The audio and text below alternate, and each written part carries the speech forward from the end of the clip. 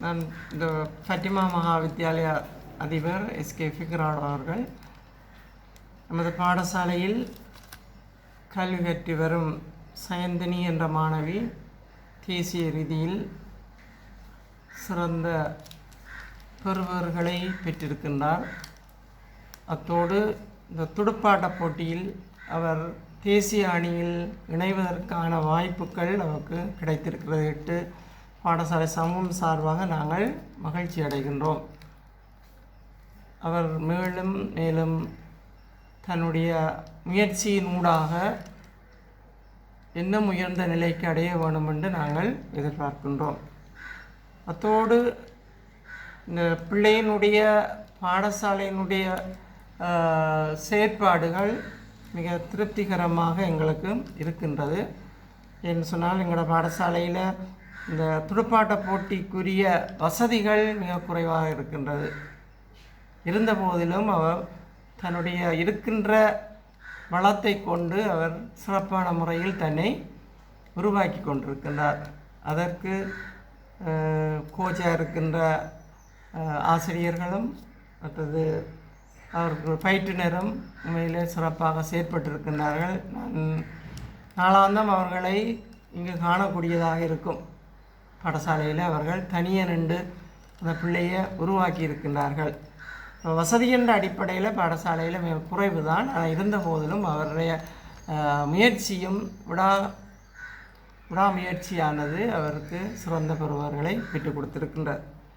அத்தோடு பாடசாலை என்ற வகையில் நாங்கள் அந்த மாணவியை அந்த ஸ்போர்ட்ஸில் துடுப்பாட்ட போட்டியில் பங்கு பெற்றுவதற்கு பல்வேறு வழியில் நாங்கள் உதவி செய்து கொண்டு இருக்கின்றோம். பிள்ளைக்கு எங்களால் இயன்ற உதவிகளை நாங்கள் செய்து கொண்டிருக்கிறோம். ஆனால் இந்த விளையாட்டுத்துறையானது பாரிய நிதி தேவைப்படுகின்ற ஒரு துறையாக இருக்கிறபடியால் எங்களால் அவ்வளோத்தையும் ஈடு செய்ய முடியாத ஒரு நிலை காணப்படுகின்றது.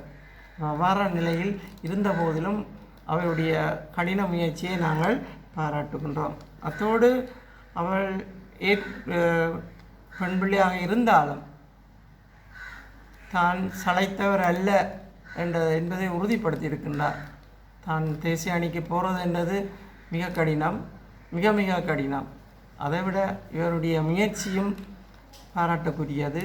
ஆகவே அந்த வகையில் அவர் பல்வேறு சவால்களை எதிர்நோக்கிறார். வீட்டில் இருக்கின்ற பிரச்சனைகள், பாடசாலை கல்விக்குள்ளே இருக்கிற பிரச்சனைகள் எல்லாம் சமாளித்து அவர் தன்னை உருவாக்கி இருக்கின்றார். உண்மையில் அவர் பாடசாலை கற்றல் செயற்பாட்டிலையும் ஒரு சிறந்த மாணவியாக இருக்கின்றார்.